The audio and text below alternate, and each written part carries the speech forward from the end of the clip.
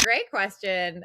They were amazing. I read an article about you, and one of the questions asked was for you to please share up to 5 things people don't know about you.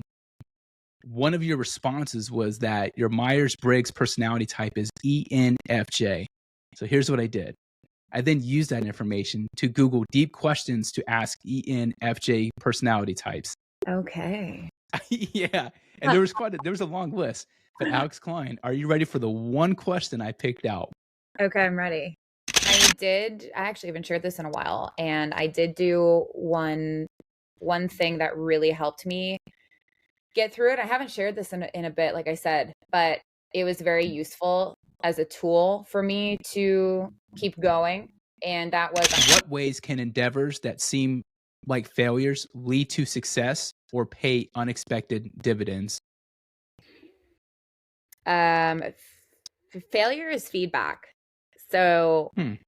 that's something that I've learned over the years, whether it's in sport or in any other area.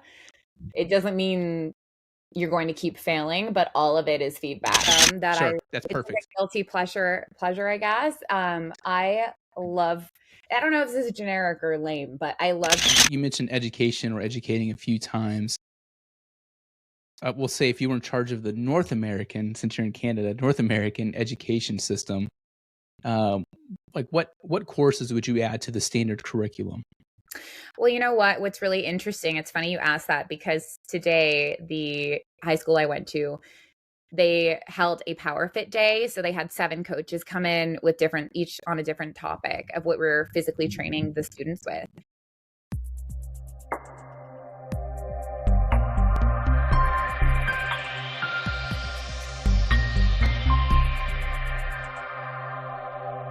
First and foremost, welcome to the show. Thank you for joining me. How was that intro?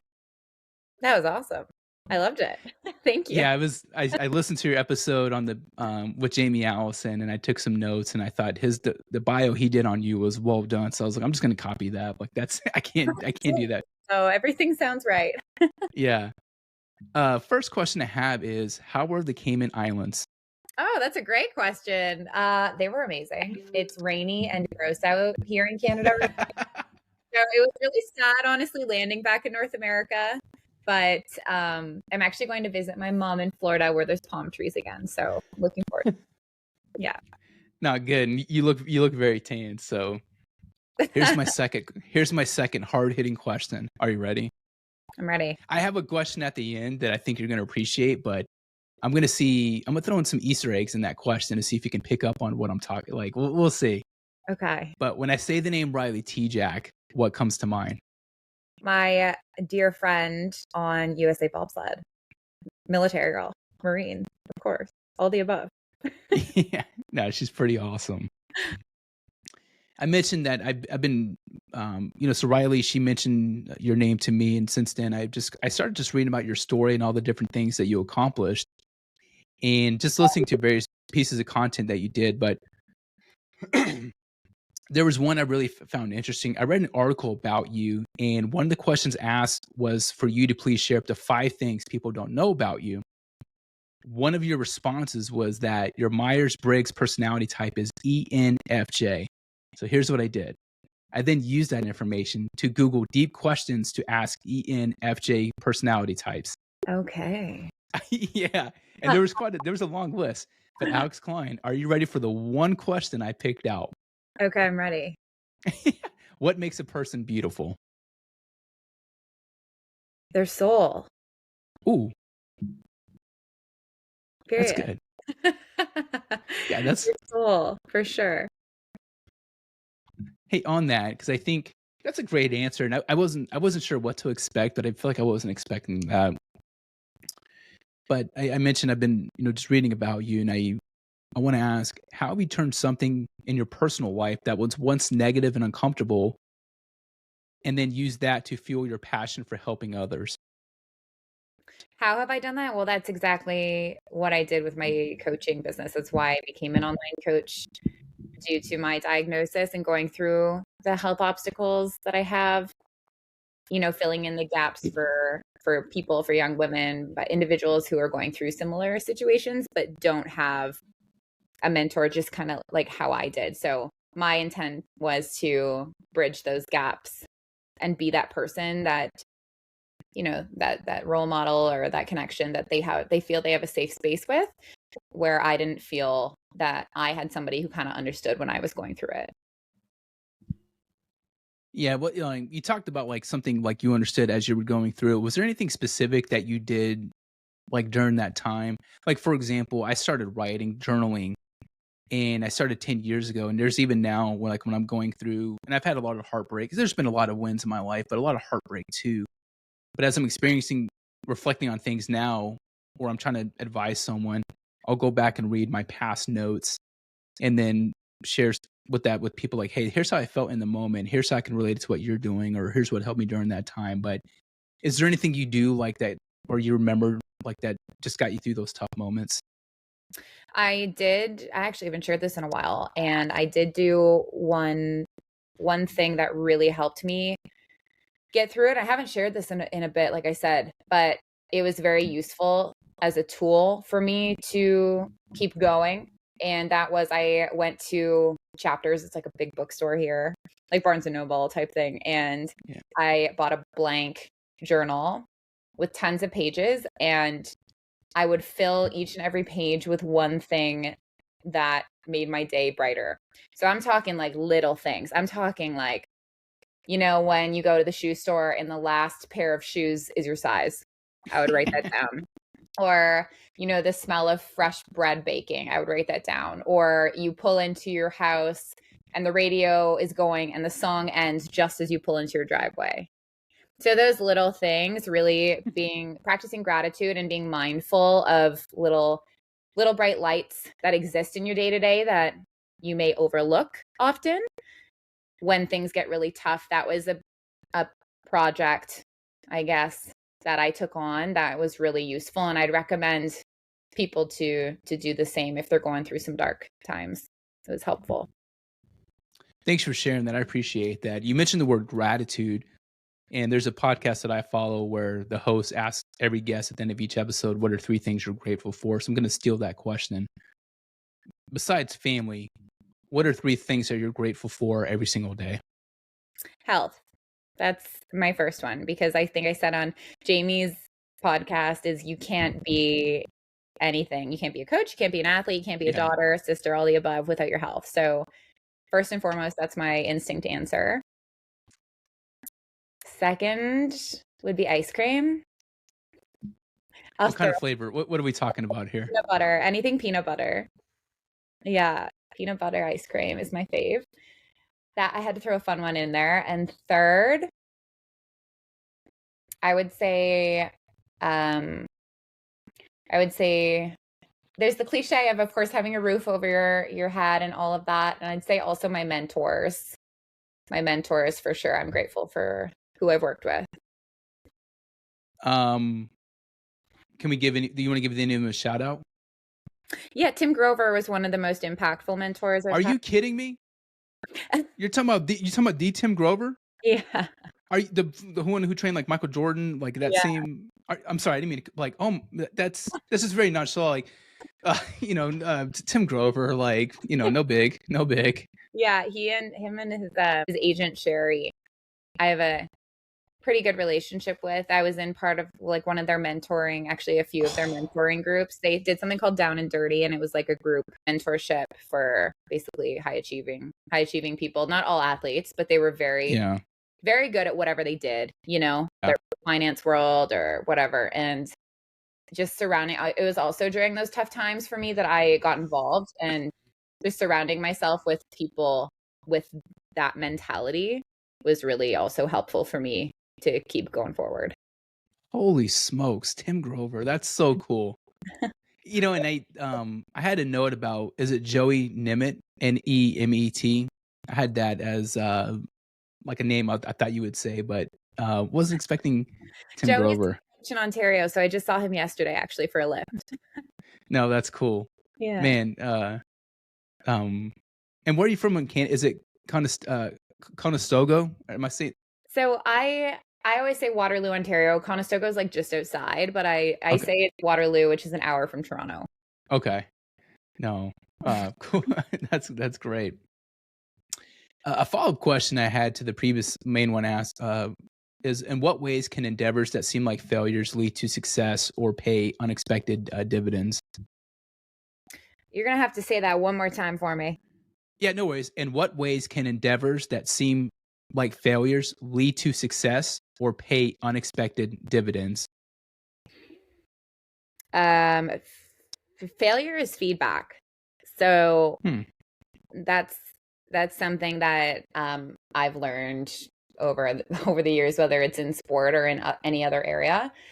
It doesn't mean you're going to keep failing, but all of it is feedback. So even with my coaching clients, if something's not going well, let's say like they have a goal of losing weight or whatever it may be for them, and let's say they stayed the same or they gained a pound or whatever it is, it's feedback from what we did that week, and we can take that going forward. So I mean, in every day there's lots of instances like that, but even with, you know, my basketball career feeling like it came to an end, and oh no, I believe everybody's an athlete deep inside forever, but is that the end of my career? But really it was actually rerouting me to something else, and it wasn't the end of my athletic career. So what may be perceived as quote failure is definitely not necessarily a failure yet.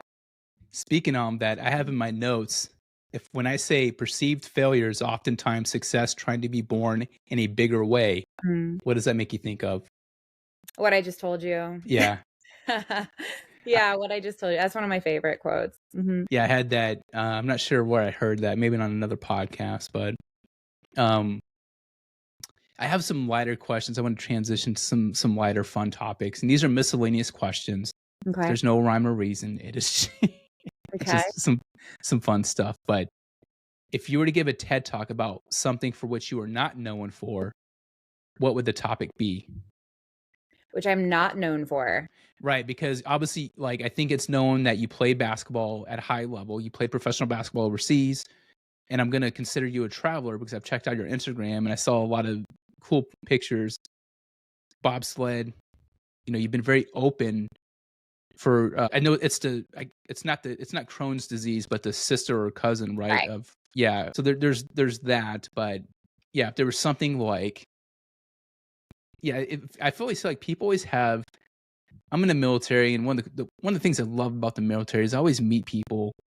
Everyone has a cool backstory or like this hidden trait that like you think you know someone, and then you're friends with them for 5-10 years, and it's like, wait a minute, like I didn't know that about you. But if there's just something, a special skill, or maybe a topic that you're super passionate about. A special skill. Or like, yeah, or just anything or something you're passionate about for which you're not known. Another example is like I have a friend who's obsessed with with the study of chiropractic care. I guess I have something random that Sure, that's perfect. Like guilty pleasure, I guess. I don't know if this is generic or lame, but I love crime stuff. So I find it so fascinating. So I listen to crime documentary or podcasts. I watch crime documentaries. I find like the way people's brains tick and doing a deep dive into why per se they do the things they do. I find that very fascinating. So I can deep dive and be lost in podcasts and documentaries for hours on end. So that would be my answer. It's very nice. Lame and like random, but yeah. Is that something you'll bring out when you're meeting someone for the first time? Like, in addition to knowing Tim Grover, did you know that 57% of people killed in Toronto last year were left-handed? No. It's not something I would say first impression wise. No. What's the most random crime stat that you can think of right now, or just something you're like? I don't know. I'm not the stats girl, but I mean, I know a lot of like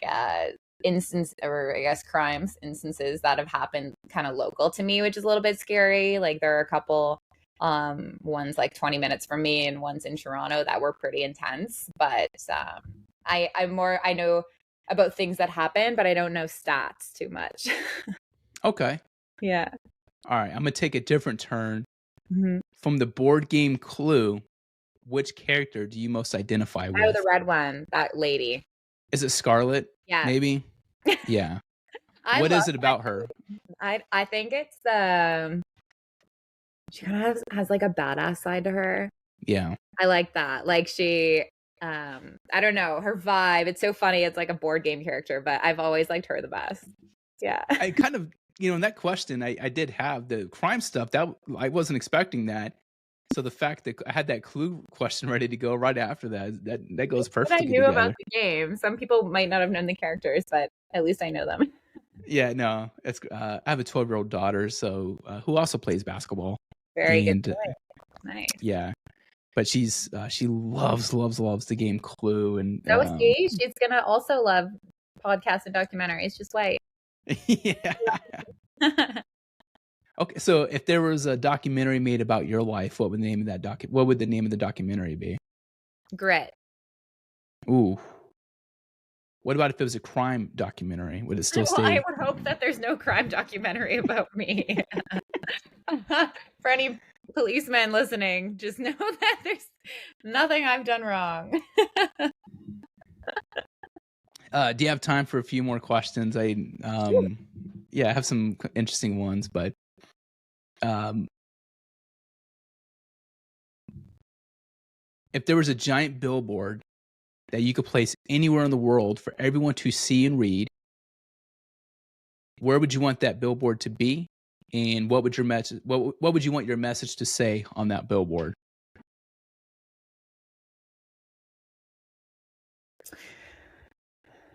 Oh, it's such like a generic answer kind of, but my first initial response that I thought of was somewhere where like young women and young girls would be. I really want to be somebody that again, like they can idolize and they can feel safe with.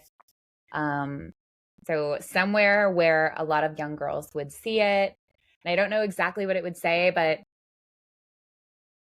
probably I'm passionate about like young girls getting into strength training and staying in sport and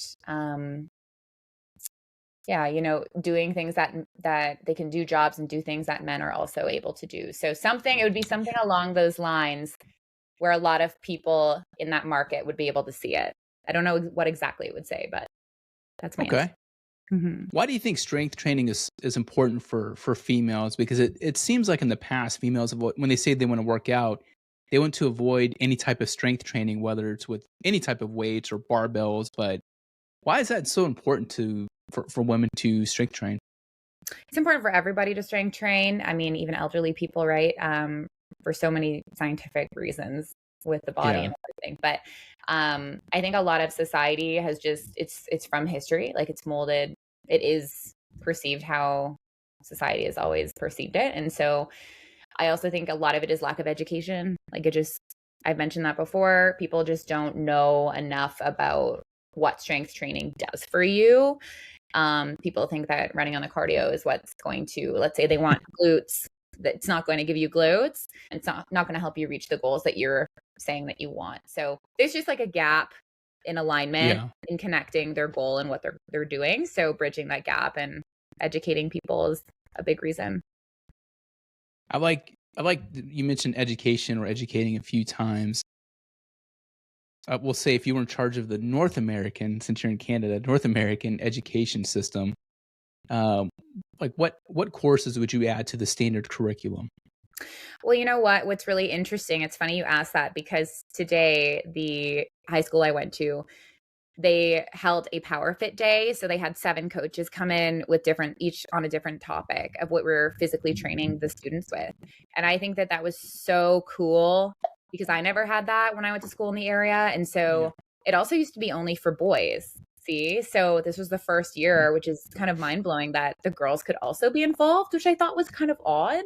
And so combining both of them together and introducing and incorporating different types of training and teaching them things like that, I never had that. So that was really cool. That's definitely something I would introduce and bring to the table for every student to be a part of, at least for a certain amount of time, so that they're being taught it, right? Because again, Yeah. it's that lack of education. We weren't introduced to that. So how do we know better? We don't. So that is something for sure I would incorporate. And they have a big weight room now and all sorts of different tools. So that would be it. Mm-hmm.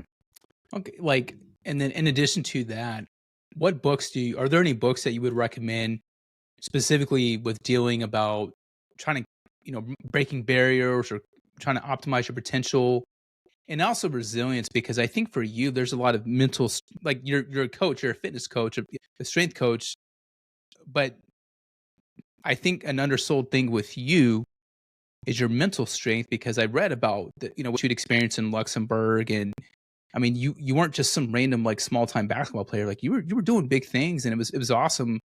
And to go and then with basketball, it's a sport that you probably I'm assuming you played your whole life or a large portion, right? So like I mean, basketball is life. I mean, so it's kind of.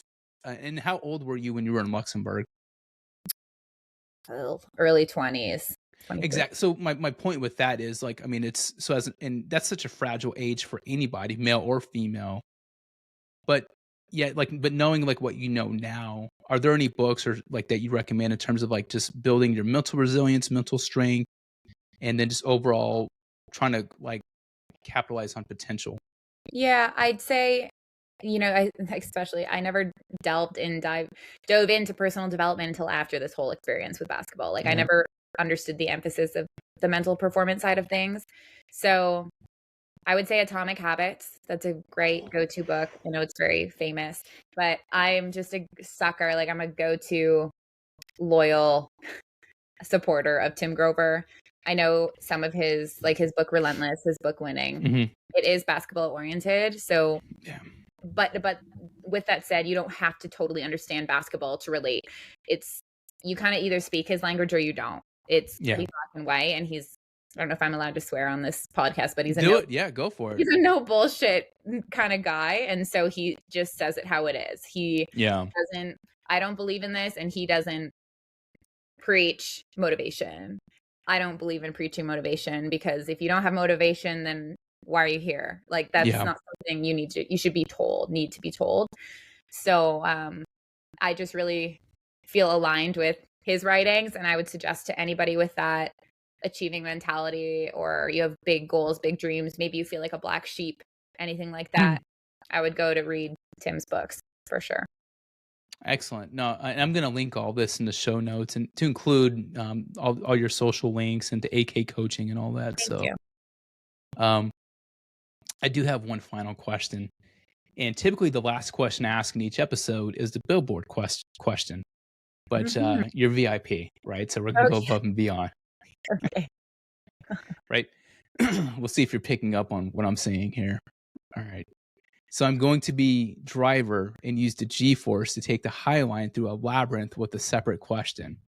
I hope you can appreciate the bobsled terms. I had to look those up and think about.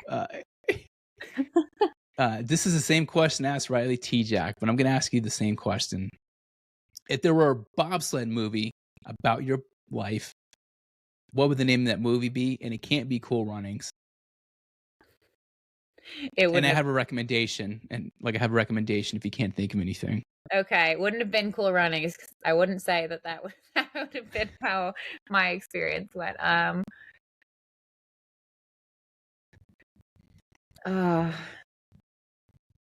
That's a very hard question. I want it to be along the theme of like, it wasn't easy. It wasn't an easy transition. So it would be, I don't know what words to use, but a tough transition or something. I don't know. It sounds so lame, but something like that. I hate my answer, but no, that's okay. That's okay. What was your recommendation? This is very original. You're going to be blown away. Okay. I don't know if you're ready for it. I don't know, but I'm going to say it anyway. I don't know if you've ever heard of Tim Hortons. I have. Just call it Tim Hortons. I don't know. I don't know why. Just when I saw that you're from Canada, that's instantly the first thing I thought of was Tim Hortons. And then I just felt like that'd be a good name for a bobsled movie. I don't know why. There's no correlation. It just in the fact that like you're from Canada, or maybe like but I did think about this too. Was like your bobsled would be sponsored, but like I don't know by who specifically, but it would just be whoever makes like a bag of like ketchup and chips, because I read that's a Canadian thing too. Oh yes. Like Have you ever tried ketchup chips? I have not, and I don't know if I ever will. Perhaps if we're ever in the same area and like you like I will for you if you're like, hey, just try it, right? Because I would love to get a picture with you in person one day. Well, But I think you should definitely try ketchup chips, and all dressed chips are also Canadian, and all dressed are one of my favorites. okay, All dressed. if we happen to be at the same conference or just anything, I'll do it. Like I won't do it unless you're there because I just yeah. Sounds good. Yeah. That's it. That's all the questions I have. I know it's kind of a short interview, but Great. yeah, thank you so much just for doing this. And like you're so responsive on Instagram. So that means a lot to me. And I've been following like all your stories and you just very busy. So just thanks for 30 minutes or so of your time. Thank you. Yeah, and if you have anyone like you think would be a like that would love to be a guest on my show, or you think would be a good guest, like please just let me know. I would, I'll take it. So I there's a book that I usually carry around, and it has 100 guests that I've been trying, like to get on my podcast. Right, and I've had my podcast for 6 years, Mhm. and and I'm starting to get all these names checked off, like all these people. James Clear is actually on that list, but I'm not there yet. Maybe But one I've day. had people. Yeah, it will. It's going to happen. I'm very like because there's people I've had on my podcast who are authors that I follow or top military leaders, and but I've had two people on my podcast who have interviewed James Clear. Wow. So at some point, I'll reach out to him and say, "Hey, James, and I've emailed his assistant before, and I've been declined, which is fine. That's all part of the process. But I'm getting those reps in. You're on the But right path. now, the what? You're on the right path. Yeah. But but I'm gonna now I'm building up. I call it my evidence, saying, "Hey, you've told me no before, but that was." And I'll email him like once a year, but like I'll say like, "Hey, since that time, and I've done this will be episode number 53." Yeah. But I'll say, "Here's the three people that or here's 3 episodes I recommend or I've interviewed in the past for your listening." And it may be people that he knows or he follows. I look at to see who follows who on Instagram. Mhm. I'm like, oh, they follow that. Like, well, I just interviewed that person. So I'm going to reach out to them and saying I had, Smart. this person on, and it doesn't always work, but I've been able to get some, I mean, that's how I got Riley because I Yeah. saw that who she followed. And because I had, her name's Haley Marie McLean Hill. She was prior Air Force, but she's a young female entrepreneur who basically created these female bodysuits for women in the military to wear underneath their uniform versus like the baggy t-shirt and all Cool. that. But it's yeah. I mean, and she was on. Do you ever watch? She was on Shark Tank. Yep. Yep. Yeah, Very I cool. mean, so she was on my show, and she used to be a cheerleader for the 49ers and the Atlanta Falcons, and Wow. That's so awesome. I was able to get her on and stuff, and we actually had some mutual friends, and then but it just kind of like snowballed and dominoed into some other guests and everything, but. Cool. But yeah, if you know anyone that is looking to be on podcasts or you think would be cool, yeah, please let me know. I'll think about it for sure. And then if I think of anybody, I'll just message you. Yeah. What can I do for you? What can you do for me? If you know any other podcasts maybe that would, I don't know, maybe want to have me as a guest, I'd be happy to do that. Yeah, absolutely. I thought that was cool. And let me look. I'm gonna make a prediction because right now I think you have 1,800 plus. Like you're like 1,870 in terms of I Instagram started a followers. new, so like all new social medias in 2021. So it's all like basically 2022, brand new. Well, as someone, I only have like 250, so like you were so far ahead of me. Doesn't really matter sometimes though. No, it doesn't. Like, but I'm proud of like what I've been doing. Like, so Yeah. you have 1871, but I remember looking at you like 2 weeks ago and you had 1809 or something like that. Mhm. But next year you're gonna have 18,000. So this Hey, time I'll next year, take it. Thank you. yeah, it's gonna happen. Like in like your consistency, like it's you just seem like a cool person. Like it's just one of those people. Like if I was your friend or whatever, you'd be the one I'd brag about to other people. Like, oh, my friend Alex is coming to this party. Like you're the cool Aw. person, right? Well, that's But very I see, dude, you got the bobsled stuff. You got the the traveling. I don't know. There's just the content you've been doing. I see like these fashion pictures or whatever. You've been on other podcasts. Like, yeah, you're like in a success wise or popularity, like you're about to blow up, which is cool. So Thank you for saying that. Very kind. yeah, but no, I'll recommend some people because there's, and I'm confident in myself. I know I'm like, big things happening for me, and it's kind of cool to see. And I just want to share that with people. Congrats. What did you think of my questions? I thought it was cool that they were a little bit off the beaten track, like they were unique. I thought that was really neat. You took the ENFJ thing. That was not expected, so that was really cool. Yeah. No, because I definitely, I was going to ask about your the disease, but I felt like you've been talking about it a lot, and it is cool too because you're bringing more and more awareness to it. But I know that you're going to be asked about it a lot, you know, and you would, I'm sure you in like I've read articles and the podcast you've been on, like you have these great answers, but I was like, man, like it's going to be the same story, right? Minus like, so I was like, how can I take it a little bit different route? Yeah, that was really cool. I like that. Cool. Hey, thanks again. I appreciate you, and just good luck with everything. Thank you. You too.